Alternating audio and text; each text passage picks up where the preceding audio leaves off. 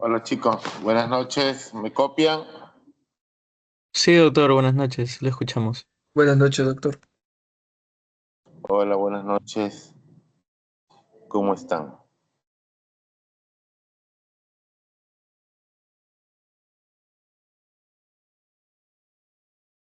A ver, proyectenlo por favor. Estoy proyectando, doctor, ¿sí lo logra ver? Sí, agrándalo un poquito más, pues no veo. Ya, ahí está. Ya. Bueno, esta es una clase un poco rápida. A ver, el tema que vamos a hablar ahora es de depresión, depresión en el adulto mayor. Eh, la depresión es una enfermedad muy frecuente en el adulto mayor, que muchas veces pasa desapercibida, ¿no? No nos damos cuenta. ¿Por qué? Porque el adulto mayor, al contrario de un paciente joven, tiene ciertas características clínicas que no hace confundir o no se hace muy evidente que está presentando este tipo de patología. Por ejemplo, un adulto mayor muchas veces se aísla. Cuando tiene síntomas depresivos, se aísla, ¿no? Se vuelve renegón, ¿no? A veces tiene la habilidad emocional, deja de hacer muchas cosas que anteriormente le gustaban, ¿no? No sé si han visto esos viejitos que se encierran en su cuarto y están todo el día en su cuarto, ¿no? O esos viejitos que se han vuelto, esos viejitos cascarrabia que dicen, ¿no? Probablemente tengo una depresión de fondo. Y muchos de ellos también pueden somatizar. Y es por ello que muchas veces pasa desapercibida. Lo otro es que ustedes cuando revisen van a encontrar en la literatura que las estadísticas, las incidencias, las prevalencias son muy variables. ¿Y qué significa? Cada vez que ustedes lean un libro y encuentren estadísticas variables de una patología, significa que, primero, que no está bien estudiada, segundo, que ah, lo que yo les digo, ¿no? Muchas veces pasa desapercibida, por eso que en algunos lugares es mucho más elevado, en otros lugares mucho menos la incidencia, la prevalencia. Eso es por un lado. Por otro lado, eh, tienen que entender que esta enfermedad se debe a múltiples cosas. O hay que entender que la depresión en esta etapa tienes dos grupos. O sea, en esta etapa de vida tienes pacientes con depresión, pero hay dos grupos de estos pacientes. Aquellos pacientes que debutan, ¿no? Aquellos pacientes que debutan con esta patología, con la depresión, y aquellos que ya vienen arrastrando la depresión desde antes, de su etapa adolescente, de su etapa adulta joven, ¿no? Y vienen arrastrando y vienen traendo ya su patología, ¿no? Ese es un grupo. Y el otro grupo es aquel que debuta, ¿no? En la etapa adulta mayor. Y entonces ahí ustedes tienen que afinar el oído, tienen que parar las orejas, ¿no? ¿Por qué? Porque la depresión, si bien hay causas sociales del entorno, ¿no? Del ambiente, del entorno, hay causas de enfermedades crónicas que pueden iniciar esta patología. Y un ejemplo de esto, por ejemplo, son la diabetes, las enfermedades cardiovasculares, las enfermedades neurológicas degenerativas, eh, demencia, Parkinson, que el paciente antes de que desarrolle estas patologías ya presenta o nos hemos dado cuenta que el paciente previo al inicio de estas patologías ya presenta una depresión. También las enfermedades oncológicas, ¿no? Está muy relacionado con las enfermedades oncológicas, ¿no? Entonces hay que tener en cuenta esta patología. Muchas veces pasa desapercibida. Los que han hecho, por ejemplo, práctica con conmigo han visto que estos pacientes con enfermedades oncológicas, el 99, el 95% tiene depresión. Tiene depresión. Y es bidireccional, ¿no? Porque hay algunos artículos que dicen que la depresión puede ser causante de algunas enfermedades oncológicas. Y otros dicen, no, que la enfermedad oncológica, ¿no?, le produce la depresión, ¿no? Todavía está por definir algunas cosas, pero en general ahorita tomamos que las enfermedades oncológicas, la gran mayoría de pacientes con enfermedades oncológicas, pues tiene depresión, ¿no? Y así con las demás enfermedades crónicas, hipertensión, con diabetes, con enfermedades cardiovasculares, pacientes con artrosis, ¿no?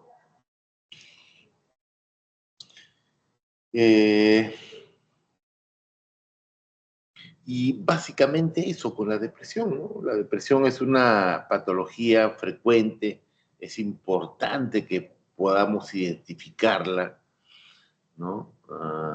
Es importante que la tomen en cuenta. Cuando vean un viejito renegón, no digan que es un viejito cascarrabia, probablemente es un paciente que esté con depresión, ¿no?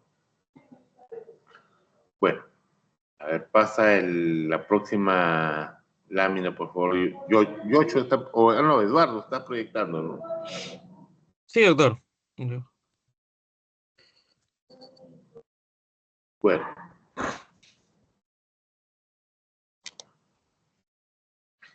Es un poco de la parte ya más teórica, ¿no? Miren, según la OMS, tanto la incidencia como la carga sanitaria, miren lo que habla, de incidencia, carga sanitaria y social. O sea, esta patología genera gran carga sanitaria y social, ¿no?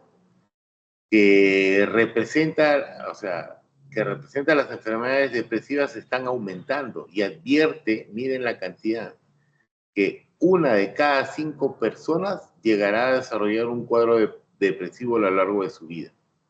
1 de cada 5. Bueno, estudios epidemiológicos en pacientes adultos mayores de 65 años en comunidad muestran una prevalencia del 2%. Prevalencia no es incidencia. Cuando los estudios analizan la presencia de sintomatología afectiva, o sea, la sintomatología que le digo que hay veces presentan los pacientes, miren, la prevalencia aumenta al 15%. ¿No? Esto se refiere que muchos de ellos no están diagnosticados, solamente tienen la sintomatología. Cuando los estudios analizan sintomatología, ¿no?, llega hasta un 15%.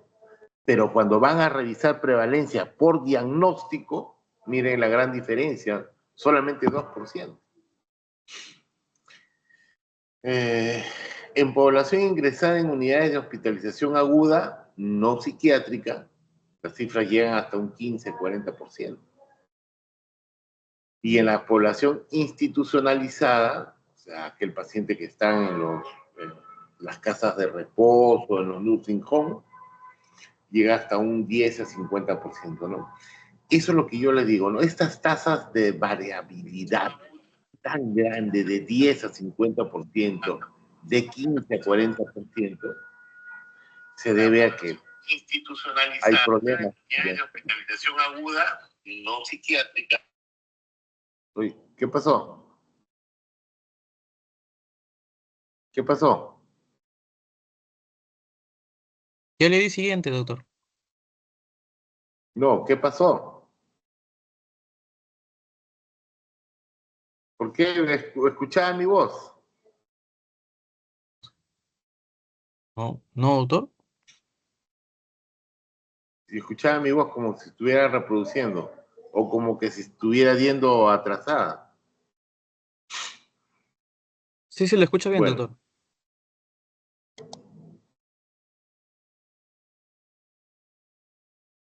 y con respecto a la incidencia varía, pues, ¿no? Es de 1.3 a 1.8 por 1000 habitantes, ¿no? Mayores de 65 años.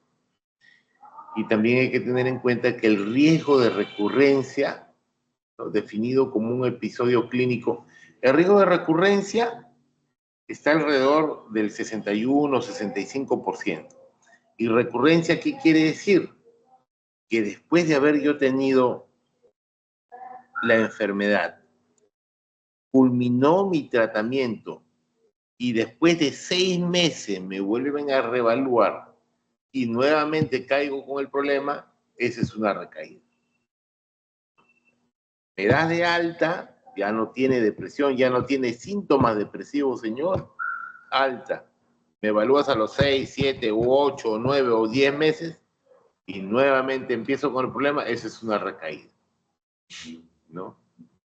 Las condiciones como edad y género, femenino, y duración del primer episodio podrían ser factores de riesgo de recurrencia. ¿Qué quiere decir? Que la mujer tiene más riesgos de caer en la recurrencia de la enfermedad, ¿no? Y es lógico, ¿no? Es lógico. La depresión también puede presentarse de forma aislada, dice, como una enfermedad única, o sea, solita.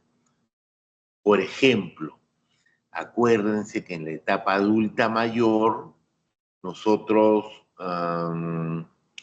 como les dije que también la depresión tiene que ver con el ambiente, o sea, con la esfera social, con el medio ambiente.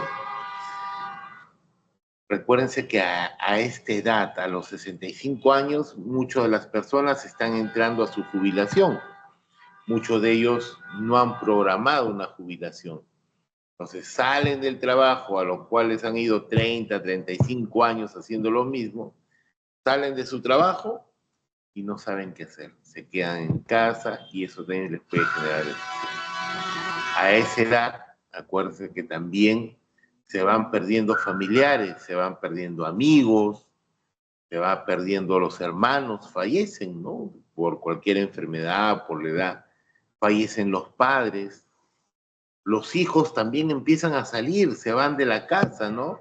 El síndrome del nido vacío, ¿no?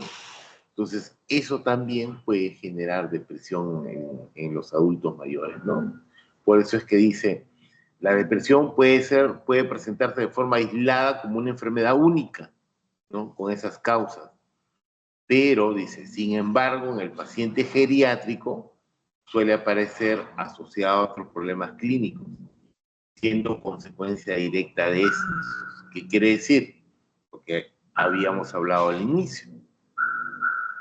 Enfermedades crónicas de fondo, diabetes, enfermedades cardiovasculares, enfermedades osteomusculares, cáncer, enfermedades degenerativas, neurológicas, demencia, Parkinson, ¿no? Suele aparecer asociado a otro problema clínico. Esos problemas clínicos me pueden generar depresión. Avanza.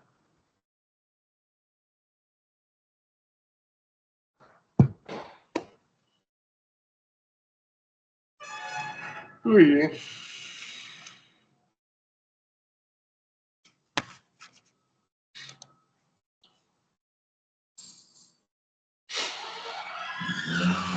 Y acá también hay que tener en cuenta lo que es la herencia, ¿no?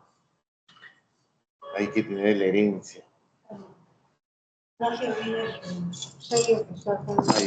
Gracias. Gracias, Flor. Nuevo, Flor. Entonces, acá también, no sé, o sea, también hay una carga hereditaria en la depresión, como mucho de las enfermedades psiquiátricas, ¿no? También tiene una carga hereditaria, ¿no? Padre, madre depresiva, hay gran posibilidad, gracias, Rosita, hay gran posibilidad de que los hijos también tengan, ¿no? Hay una heredabilidad también. Pero esa heredabilidad oscila, dice, entre el 37% en los estudios epidemiológicos y el 70% en los estudios clínicos, ¿no? Sin embargo, dice que la carga genética de la depresión no se manifiesta tan contundente como sí lo hacen otras patologías mentales, ¿no?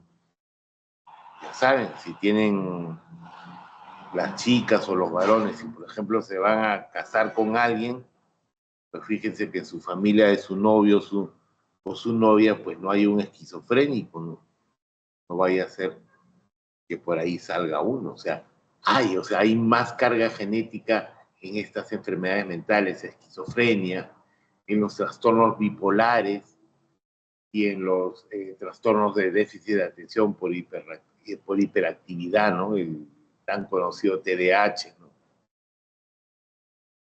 Entonces, también tiene un componente hereditario, también tiene un componente genético. No, no tan contundente como las demás enfermedades mentales, ¿no? Como esquizofrenia, como trastornos bipolares, como el TDAH, ¿no? Que tienen mucha más carga genética, ¿no? ¿Alguna pregunta hasta ahí, chicos?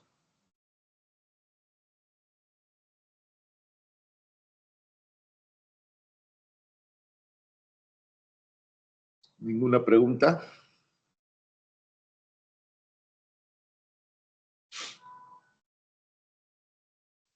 Parece que no, doctor. ¿Alguien tiene abuelitos, familiares, adultos mayores?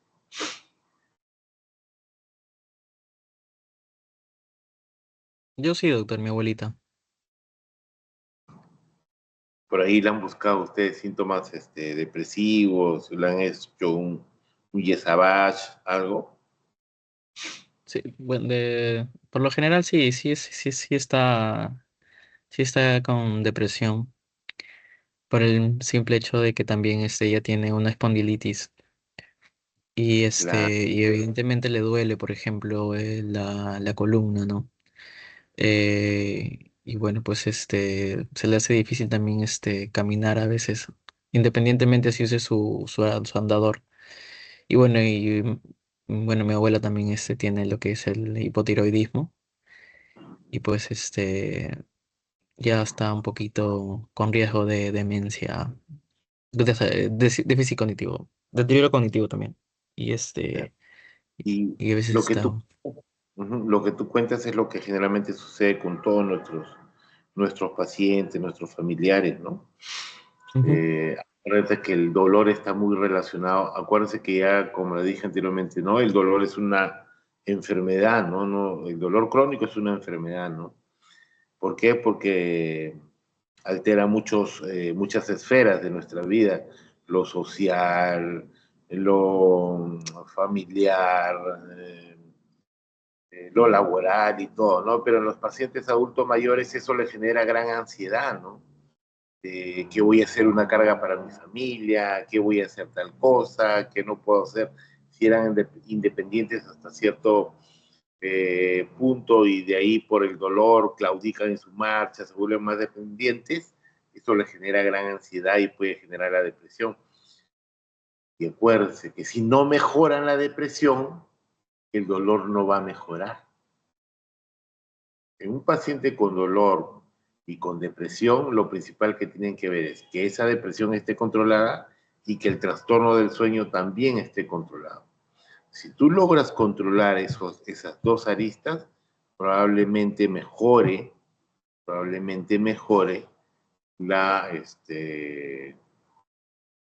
probablemente mejore el dolor, ¿no? Entonces, lo que nos está contando su compañero es clásico, lo que vemos generalmente en la consulta, ¿no?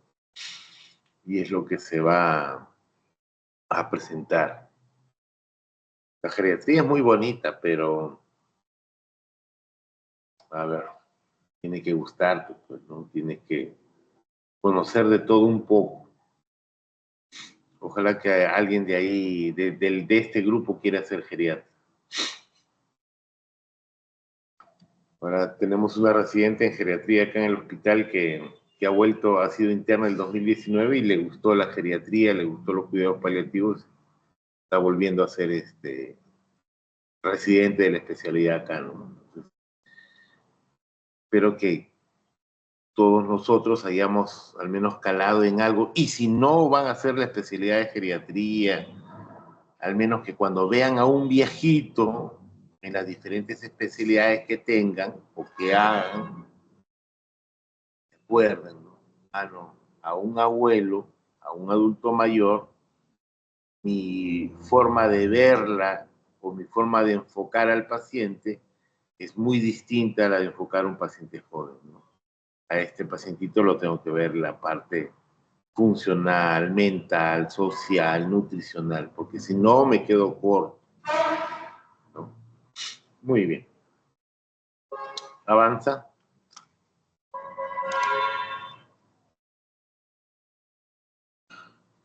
Este cuadro, eh, es un poco para explicar la secuencia de eventos que llevan a esta patología mental, ¿no? Cómo los factores negativos del entorno, del ambiente, ¿no? Del entorno, del ambiente, como ven en la parte superior arriba, ¿no? Factores negativos del entorno, que puede ser el estrés, las infecciones, las endocrinopatías, como le dijo su compañero, ¿no? O el hipotiroidismo, todo eso tiene, son factores negativos, ¿no? Son factores negativos, ¿no? Y si el paciente tiene una vulnerabilidad genética, o sea, tiene genes susceptibles, comienza la cascada, la cadena de eventos, ¿no? Y vean que sea, no es una cosa sencilla, hay una expresión molecular en los factores de transcripción del ARN mensajero. Hay cambios a nivel estructural, a nivel molecular. No es una cosa sencilla. No es que solamente me falta un poco de serotonina, ¿no? O de noradrenalina, ¿no? No, hay grandes cosas, hay problemas moleculares en la explosión molecular, ¿no? También en esa cascada comienza a haber en la expresión celular las proteínas G, los PKC, los MARC, ¿no? Las proteínas BEL2, toda una serie de secuencias, toda una serie de secuencias. Y de ahí esto puede ver una expresión, ya recién ahí, ¿no? Vemos los problemas, cuando ya vemos expresión de circuitos neuronales, recién después de la alteración molecular, de la expresión celular, recién viene lo que generalmente decimos, ¿no? Hay problemas neuroendocrinos, de neurotransmisores, ¿no? De la neuroplasticidad, de la conectividad, ¿no? ¿Y eso cómo representa? O cómo se expresa, ¿no? En la conducta afectiva, conectiva, cognitiva, ¿no? Autonómica, inclusive motora, ¿no? Y se produce la patología mental, ¿no? La ansiedad, la depresión.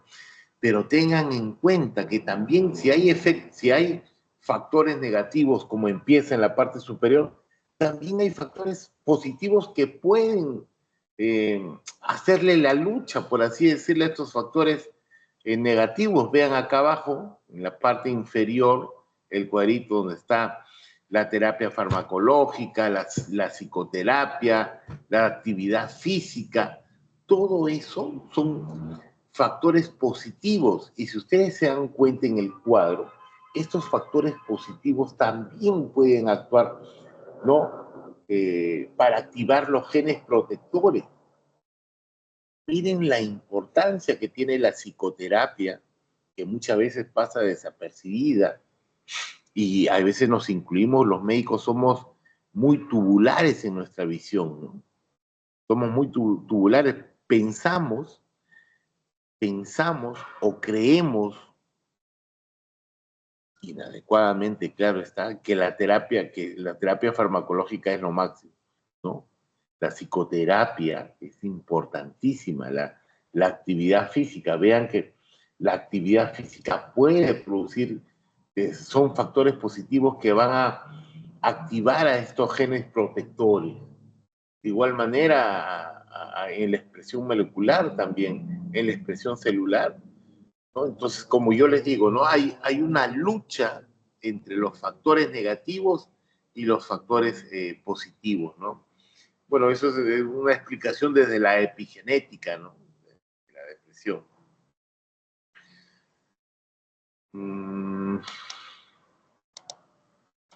Avanza.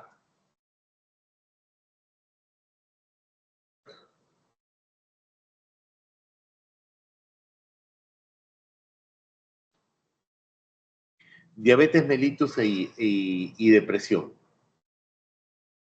Acuérdense al inicio que les dije que las enfermedades crónicas, o sea, al inicio les dije que esta patología, la depresión, generalmente no venía sola. No es como de repente un paciente adolescente o joven, que es una patología que viene sola, ¿no? Individual. Pero cuando hablamos de un paciente viejo, ya viene acompañada de otras patologías, ¿no? No viene solita, no viene, viene ya acompañada de otras situaciones, ¿no? La prevalencia de la depresión, miren, es 2 veces superior en pacientes con diabetes tipo 2. Y la ansiedad se presenta hasta un 40% de los pacientes. Ahora, ustedes me dirán, ¿cómo diferencio la ansiedad de la depresión? Sí, pues por los criterios, pero a veces los criterios es una línea, los criterios entre depresión y ansiedad es una línea muy delgada, muy imperceptible muchas veces. Por eso que en el tratamiento de ansiedad y depresión, el tratamiento es el mismo, ¿no? En ansiedad dan antidepresivos. La presencia de depresión y ansiedad en pacientes diabéticos empeora el pronóstico. Miren, empeora el pronóstico. Incrementa el riesgo de abandono de tratamiento. Disminuye la calidad de vida e incrementa la mortalidad. Por otro lado, la depresión también incrementa el riesgo de desarrollar diabetes en un 60%. Y lo que les decía al inicio, ¿no? Hay artículos donde dice que esto es bidireccional. Hay unos que dicen que la depresión te puede producir cáncer, que la depresión te puede producir la diabetes. Otros dicen, no, solamente es subdireccional. Presento la enfermedad oncológica o presento la diabetes o presento una enfermedad cardiovascular y eso me va a generar la depresión. Pero algunos hablan de esta bidireccionalidad, ¿no? Por lo que dice, ¿no? Por otro lado, la depresión incrementa el riesgo de desarrollar diabetes en un 60%. En consecuencia, existe una relación bidireccional. En pacientes con diabetes, el uso de múltiples subclases de antidepresivos incrementa de forma significativa el nivel de la hemoglobina glicosilada, ¿no? Indicando un control subóptimo. Sí, pues hay algunos antidepresivos que pueden incrementar la hemoglobina glicosilada. Cuando se diagnostica depresión en un paciente diabético, bueno, el sentido común indica tratar las dos entidades simultáneamente, ¿no? ¿Qué es lo que generalmente hacemos, ¿no? Tratamos las dos patologías, ¿no? Pero acá en el artículo hablaba, sin embargo, algunos autores dicen que recomiendan iniciar el tratamiento de la depresión como prioridad, por lo que ya habíamos visto, ¿no? Porque la depresión puede empeorar la depresión puede empeorar el pronóstico de la enfermedad, ¿no? Por eso dicen algunos autores que debe iniciarse primero el tratamiento de la depresión como prioridad, ¿no? La razón es que la respuesta a los antidepresivos se observa recién a las 2 a 4 semanas, mientras que el control glucémico y la hemoglobina glicosilada necesitan varios meses. Y la razón es que un buen estado anímico favorece un mayor control de tratamiento de la diabetes, ¿no? Realmente eso no lo cumplimos nosotros, ¿no? Generalmente empezamos a la par y de repente por eso es que a veces fallamos y tenemos tantas tasas de abandono de tratamiento que la gente no lo toma, ¿no? Habría que tomarlo en cuenta lo que dice el artículo, porque el artículo te dice que priorices primero el tratamiento de la depresión, ¿no? Pero yo me supongo que estos artículos pues son, bueno, no me supongo, están hechos en el primer mundo. Entonces, ahí nunca van a encontrar pues un paciente con 700, 800 de glucosa, ¿no? Nunca van a encontrar una hemoglobina glicosilada en 12. Bueno, puedo encontrar un paciente con una hemoglobina glicosilada en 6.8. Sí, pues me puedo tomar mi tiempo de repente iniciar el tratamiento del antidepresivo y al próximo mes recién empezar el tratamiento de la diabetes. Yo imagino, ¿no? Porque, a ver, yo no creo que los gringos vean una hemoglobina glicosilada de la gente en 12, como vemos acá, se vuelven locos, ¿no? Entonces es por eso que dicen, ¿no? Muchas cosas de lo que escriben también hay que tomarlos a veces con pinza, porque no están, no están dadas a nuestra realidad, ¿no? Acuérdense que nuestros pacientes llegan, pues, una glicosilada de 11, 12, con una glucosa en ayunas en 500, 600, ¿no? Entonces ahí tú no tienes tiempo para hacer lo que dicen ellos, pues no. Primero trata la depresión y después trata la diabetes. Si me llegara un paciente con una glicosilada 6.8, yo sí, yo sí me daría ese tiempo, ¿no? Bueno, vamos a tratar primero la depresión para que de repente no hagas abandono de tratamiento, lo vamos a hacer, ¿no? Pero generalmente no sucede, ¿no? Generalmente acá no sucede. Pero bueno, hay que tomarlo en cuenta, ¿no? Por algo lo describen. ¿Alguna pregunta hasta ahí?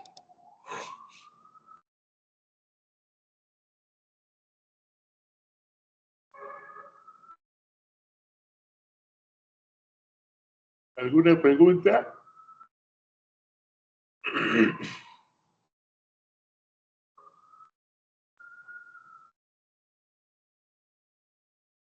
Ojalá que estén escuchando y no estén en otras clases, en sus clases de pediatría. ¿Ah? Sí se le ¿No hay, escucha.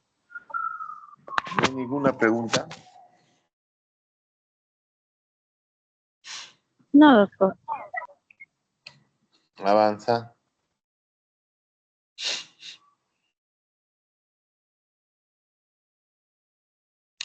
En la enfermedad pulmonar obstructiva crónica, en los EPOC. Acuérdense que el EPOC es la cuarta causa de mortalidad y la séptima en el número de años con discapacidad, ¿no? Los datos sobre prevalencia de ansiedad y depresión en pacientes con EPOC varían ampliamente, ¿no? Dependiendo de la población estudiada y la metodología utilizada. En pacientes con EPOC estable, la prevalencia de depresión clínica se sitúa entre el 10 y 42%, y la ansiedad entre 10 y 19%. Bastante alta, ¿no? En el grupo de pacientes con enfermedades en estadio avanzado, EPOC avanzado, imagínense pacientes que son oxígeno dependientes, la depresión puede alcanzar hasta el 35-70%, ¿no? Y una ansiedad del 50-75%. La prevalencia de otras entidades como la ansiedad generalizada y los ataques de pánico alcanzan cifras del 10 al 33%, ¿no? Los pacientes con EPOC y depresión o ansiedad tienen un incremento del 31% en el riesgo de desarrollar exacerbaciones y un incremento de la mortalidad hasta un 83%, ¿no? Bastante alto. La depresión está metida en todo. La depresión genera mala calidad de vida al paciente. O sea, siempre hay que tratar la depresión. Y no solamente con medicación, ¿no? A veces ese es lo malo de nosotros los médicos, ¿no? Pensamos que con medicación se va a solucionar todo, pero ya ven el cuadro epigenético, ¿no? O sea, para activar los genes protectores también necesitamos no solamente medicación, sino también la psicoterapia, ¿no? La psicoterapia, los ejercicios, la actividad física. Por eso que nosotros, ¿no? Dicen, los geriatras, todo es rehabilitación, todo es medicina física. Sí, pues, porque lamentablemente requieren estos pacientes, ¿no? Otras entidades, por ejemplo, un tercio de los ancianos con procesos oncológicos experimentan una situación de alteración psicológica, ¿no? Eso es lo que vemos todos los pacientes que ven conmigo que tienen una neoplasia, todos tienen depresión, tienen trastorno del sueño, tienen ansiedad, ¿no?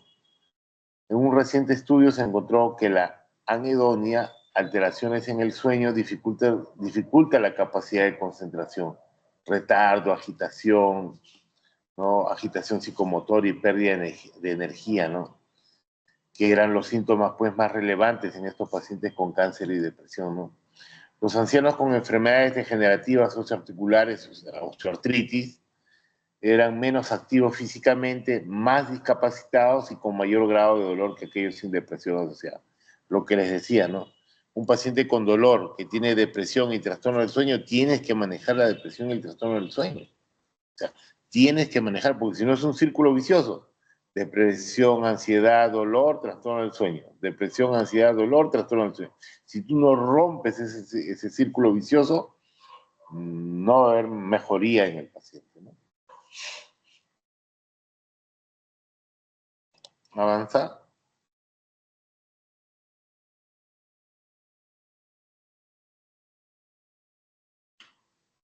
avanza.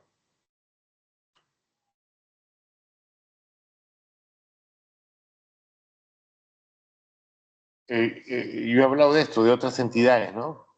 Enfermedades oncológicas y las osteoarticulares. Avanza.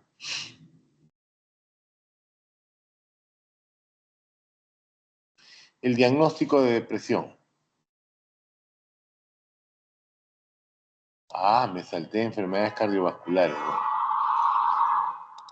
Diagnóstico de depresión. Ya, cardiovasculares, vamos a ver. A ver. Los, pa los pacientes con depresión presentan un incremento de 2 a 4 veces en el riesgo de desarrollar enfermedad cardiovascular. Miren, ¿ah? 2 a 4 veces. ¿Ah? Y mortalidad tras un evento cardíaco isquémico agudo. Los pacientes con depresión tienen mayor riesgo de desarrollar arritmias, tanto de forma de extrasístole ventricular como fibrilación ventricular. ¿No? La hipertensión arterial es más prevalente en los pacientes con depresión y ansiedad que en población general. Hay más depresión en los pacientes hipertensos, ¿no? En estos pacientes, los inhibidores de monoaminoxidasa, los antidepresivos tricíclicos y los inhibidores de la serotoninérgicos y noradrenérgicos pueden incrementar la presión arterial sistólica.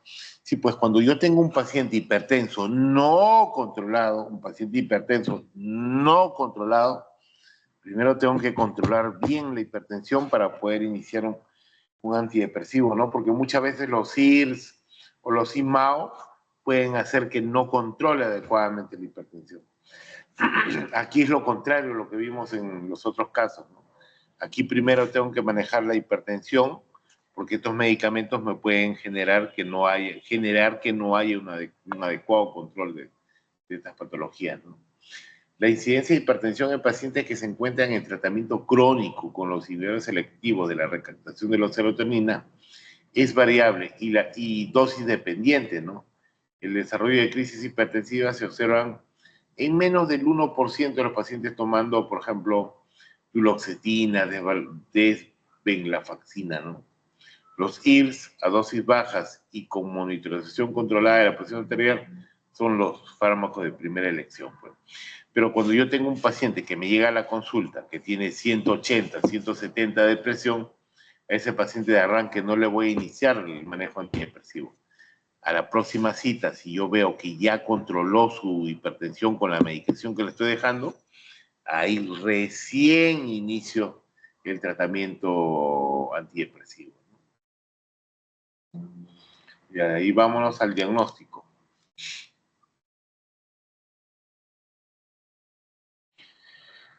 Bueno, el diagnóstico de depresión, como todo en medicina, una buena anamnesis buscando esos síntomas clásicos que se presentan en estos pacientes, ¿no? Una buena anamnesis, una buena exploración física, ¿no? Eh,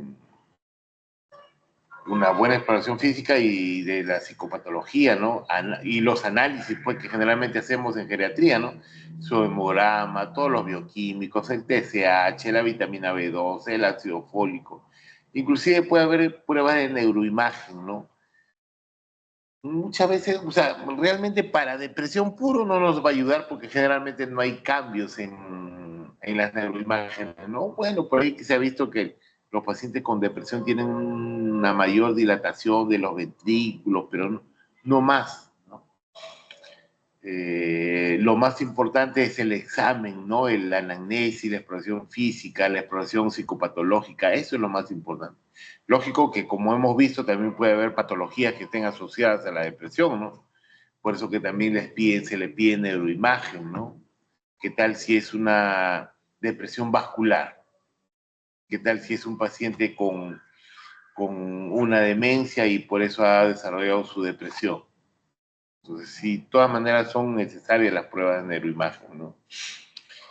Bueno, las escalas para evaluar depresión en el adulto mayor, ustedes ya la conocen, ya, que es el Yesavage, ¿no? Tenemos un Yesavage de 30 preguntas, de 15 preguntas y uno de 5 preguntas, ¿no? Que como ustedes ven, con alta sensibilidad y especificidad, por ejemplo, 84% de sensibilidad y 95% de sensibilidad es bastante, ¿no?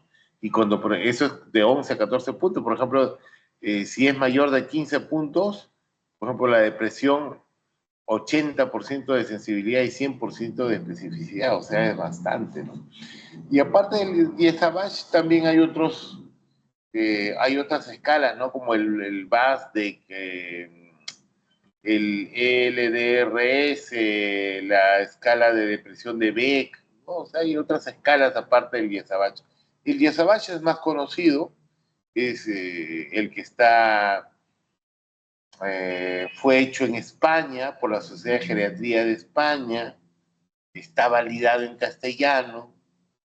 No sé si estas escalas como el VASDEC o el LDRS o el BEC están validadas en castellano, no lo sé, pero lo reportan como son otras escalas para los adultos mayores.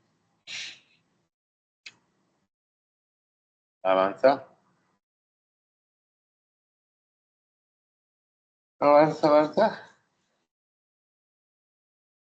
Pues estas son las características clínicas que ya hemos ido hablando, ¿no? De la depresión en el adulto mayor, ¿no? La tristeza, el ánimo depresivo pueden estar presentes en los pacientes y el paciente puede negar estos síntomas al ser preguntado, ¿no? ¿Te sientes triste? No.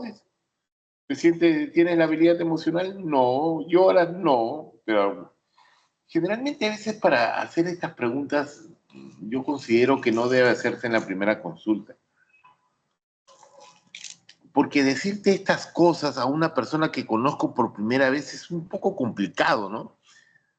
Pero ya han visto en algunos pacientes que tú comienzas a preguntarles si se siente solo, se siente triste, ¡wow! Se ponen a llorar, ¿no?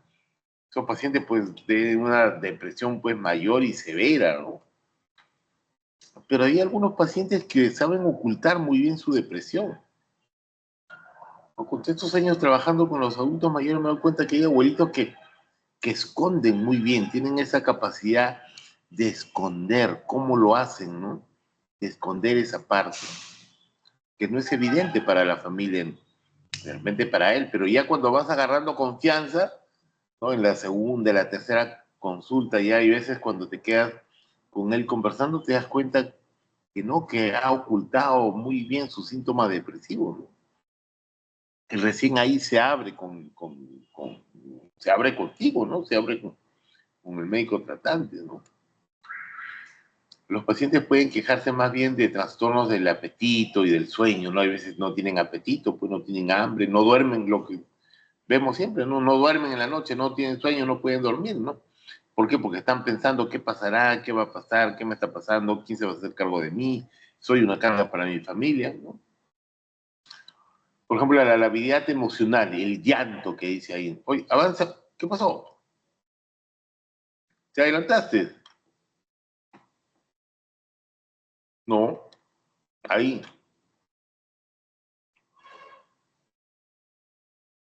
ahí, ¿no? Ahí estamos viendo, ya hemos visto los dos primeros, ¿no? El llanto, por ejemplo, es raro en los varones, ¿no? Si un varón se pone a llorar, debe hacer sospechar de una labilidad asociada a un isquemia cerebral, ¿no? El nerviosismo, irritables, las conductas inadecuadas son muy frecuentes en las depresiones de los ancianos, ¿no? Y se asocian con frecuencia con insomnio, disminución de la autoestima, el retardo psicomotor, recontralento ese abuelito, ¿no? También debe hacernos sospechar de eso. Y los problemas de la memoria, ¿no? Como ustedes saben, Cuando tenemos un paciente con deterioro cognitivo, debemos pensar en descartar demencia, depresión, disminución de vitamina B12, hipotiroidismo. También dice que la depresión asociada a la enfermedad de Alzheimer es con frecuencia resistente al tratamiento. Los síntomas somáticos de tipo funcional son muy frecuentes en el anciano, pues son esos abuelitos que dicen, me duele acá, me duele allá, me duele todo el cuerpo, ¿no? Entonces, cuando no hay un médico especialista que está acostumbrado a ver a estos pacientes, despiden de todo, ¿no? Y al final el paciente solamente está somatizando, ¿no? Y acá hay algo muy importante, ¿no? Miren, dice, un error común de los clínicos es establecer una sola línea de patogenia, lo que habíamos visto, ¿no? La psicosomática y la somatopsíquica, entre los síntomas somáticos y la depresión, ¿no? Las dos líneas patogénicas suelen estar activas, ¿ah? En pacientes depresivos que padecen esta enfermedad, tanto la psicosomática como la somatopsíquica, ¿no? La hipocondria o ansiedad por la salud es muy frecuente también. La depresión psicótica puede cursar con las alucinaciones auditivas. Cuando la depresión es bastante grave, cuando ya hay una depresión mayor y es severa, los pacientes pueden cursar con síntomas psicóticos. Te puedes confundir con un abuelito que está haciendo delirium por demencia. Te puede confundir.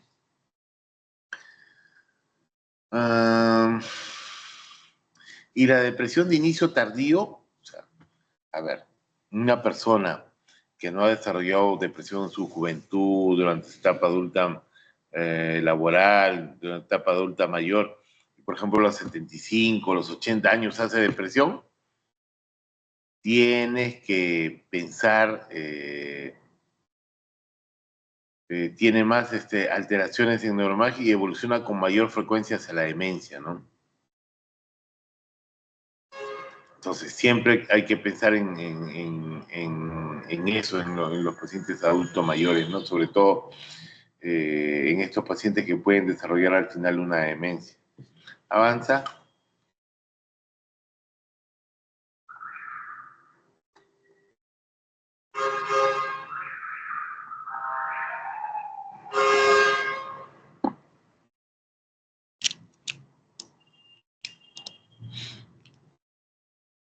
Estas son formas clínicas.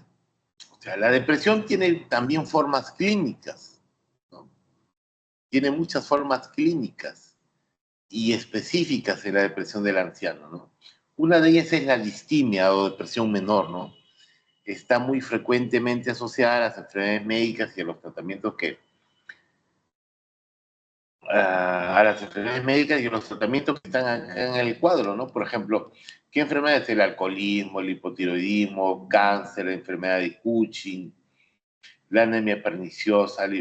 La anemia perniciosa, no sé si ustedes han visto, pero genera dolores terribles en los pacientes. La hipercalcemia, las infecciones crónicas. Miren, todas estas enfermedades que pueden producir depresión, ¿no? Y los medicamentos también. Los antihipertensivos, el metildopa que damos a esos pacientes renales, que le damos a dosis de caballo a veces porque no controlan con los calcio antagonistas, por ejemplo, ¿no? Los AINES, a los que les gustan los AINES, el ibuprofeno, el naproxeno, la indometacina. Los opiáceos también pueden producir depresión. Los ansiolíticos, las benzodiazepinas, el alcohol, los barbitúricos. Los antipsicóticos, los de primera generación, haloperidol. Los antineoplásicos, miren, vincristina, cisplatino, tamoxifeno. Los corticoides también, los diuréticos, la ranitidina, ¿no? Entonces, todos estos medicamentos pueden producir también distimia o depresión menor, ¿no?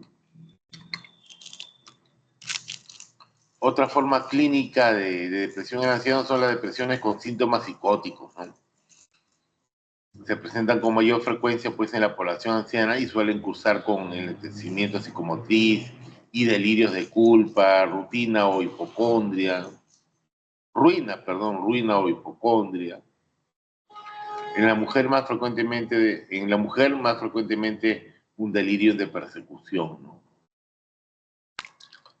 Entonces, miren, ya vamos dos, las distimias, las depresiones con síntomas psicóticos, que generalmente se presentan en los pacientes que tienen una depresión severa, ¿no?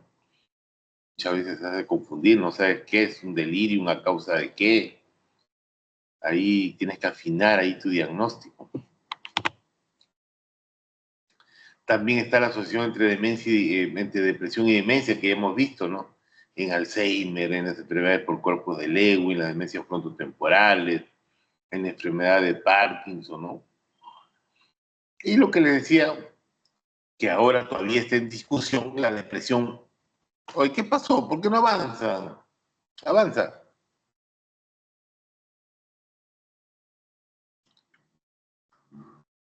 Entonces, estas son las otras formas clínicas, ¿no? La asociación entre depresión y demencia, que es otra forma clínica, ¿no? Está en el Alzheimer, en el cuerpo de Lewy, la demencia frontotemporales, en el Parkinson. Y hay otra demencia, perdón, hay otra demencia, hay otra forma clínica de depresión que aún se discute si existe o no, ¿no? Pero sí hay muchos reportes, ¿no? Que es la depresión vascular. Hablan de una depresión vascular. Y es innegable, ¿no? Que algunas depresiones de comienzo tardío, hablamos 80, 85 años, tienen en su base patogénica un componente vascular, ¿no? La denominada depresión vascular suele presentarse en pacientes de la tercera edad con enfermedad vascular o con riesgo de padecerlo. En lo que se aprecian lesiones isquémicas en la neuroimagen.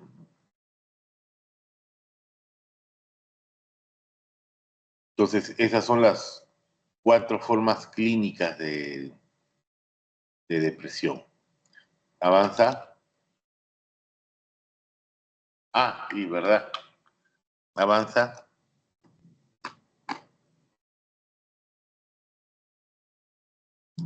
Y verdad, esta es la última.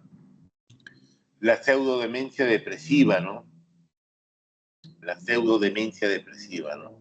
Acuérdense que la depresión, así como en medicina nos enseñan que los grandes simuladores puede ser la tuberculosis, la brucelosis, pueden simular muchas cosas, ¿no? Igualito para nosotros los geriatras, la depresión es una gran simuladora. Puede simular un montón de cosas, ¿no? Y en este caso puede simular hasta inclusive una demencia, sin ser una demencia, ¿no? A eso se refiere, ¿no? La pseudodemencia depresiva. Y aquí hay un cuadrito donde hace una diferenciación entre demencia y pseudodemencia depresiva, ¿no? Entonces, la demencia, el debut es impreciso y lento. Acuérdense que la demencia es mucho más crónico, 1, 2, 3 años, ¿no? Y el paciente se va a ir olvidando de las cosas. Lo que pasa es que muchas veces la familia no se da cuenta. Por eso, demencia es mucho. Estamos en el cuadrito, ¿no? La demencia, el debut es impreciso, lento. En la pseudodemencia depresiva es preciso, rápido, doctor. Hace un mes, 2 meses, mi papá estaba bien, ¿ah? Antecedentes depresivos en la demencia no hay. En la pseudodemencia sí. Puede ser que ya haya tenido un cuadro, ya venga con esa depresión de su etapa joven.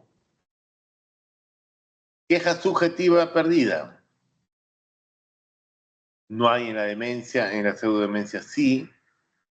La memoria, la pérdida de la memoria, perdón, queja subjetiva de pérdida de memoria.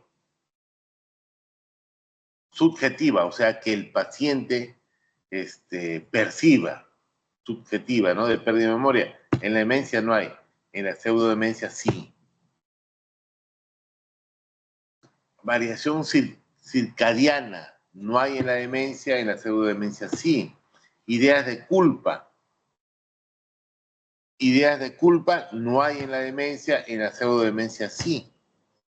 Respuesta de tipo no sé, o sea, no me acuerdo, no sé, es frecuente en la demencia, en la pseudodemencia es infrecuente. La memoria de reciente en la demencia está peor. Acuérdense que lo primero que se afecta en la demencia es la memoria reciente. En la pseudodemencia no está tomada. Y los síntomas neurológicos en la demencia, si hay síntomas neurológicos, acuérdense de las apraxias, que son las actividades motoras aprendidas, se van perdiendo muchas veces, ¿no? En la pseudodemencia, por ejemplo, no hay eso. Avanza.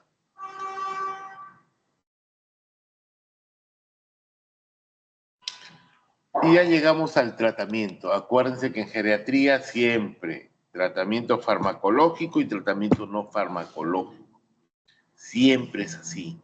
Tratamiento farmacológico y no farmacológico. Avanza.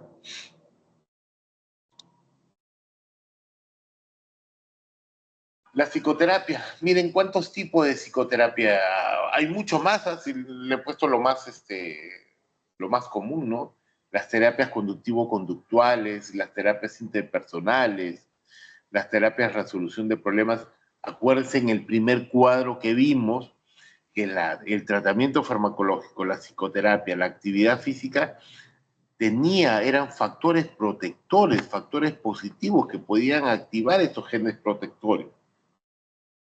Entonces, como dice ahí, ¿no? Las intervenciones psicoterapéuticas constituyen una opción terapéutica eficaz, pero infrautilizada en la depresión del anciano, como sin deterioro cognitivo, ¿no? La gran cantidad de técnicas terapéuticas y la heterogeneidad de las mismas hace que, aunque cada día sea más amplia la evidencia científica que avala su uso, sea aún insuficiente la información acerca de patrones de uso, ¿no? Criterios de aplicación y selección de técnicas más adecuadas, así como los efectos a largo plazo en este grupo de población, ¿no? Vean ahí todas las terapias, bueno, les he puesto 3, pero a la hora que está revisando he encontrado como 10 sesiones, tipos de psicoterapia, ¿no?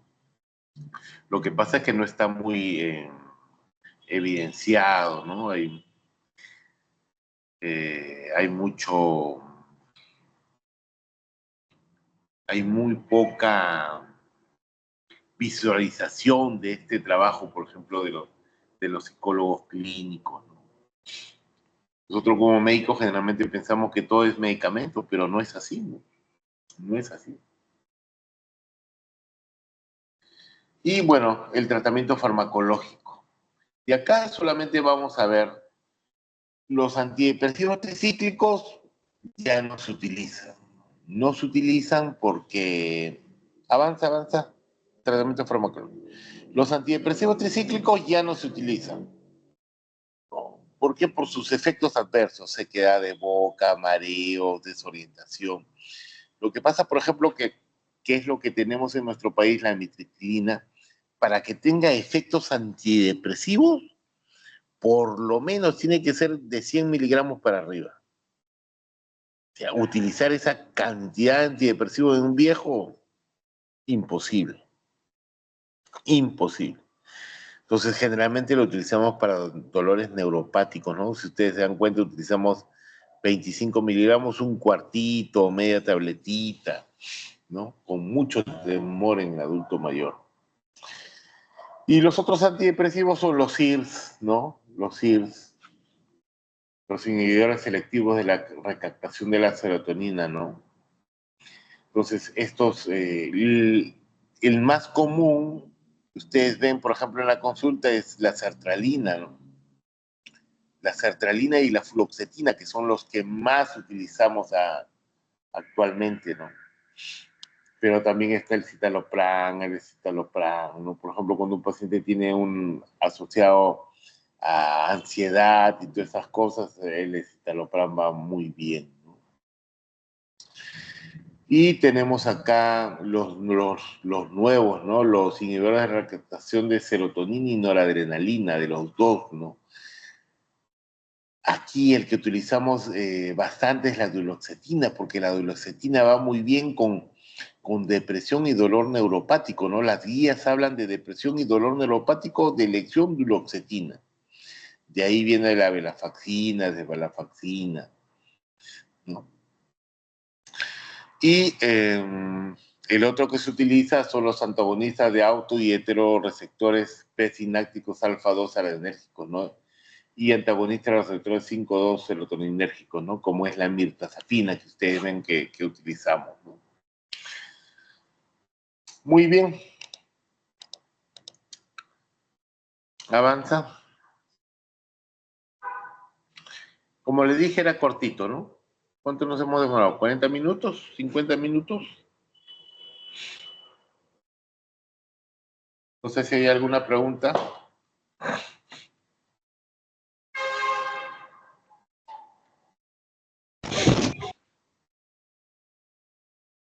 ¿Alguna pregunta, muchachos?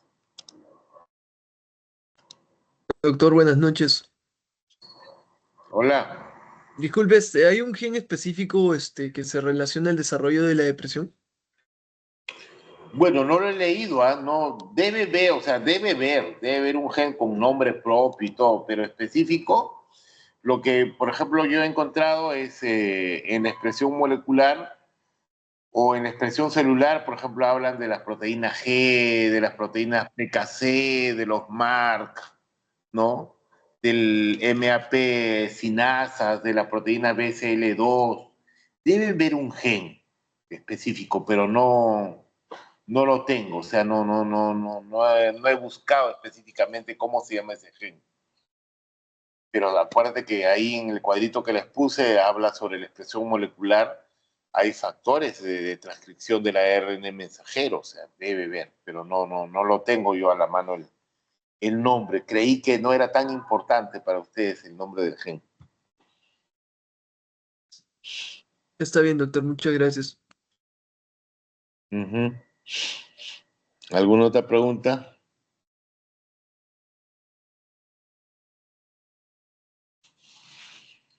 ¿Alguna otra pregunta?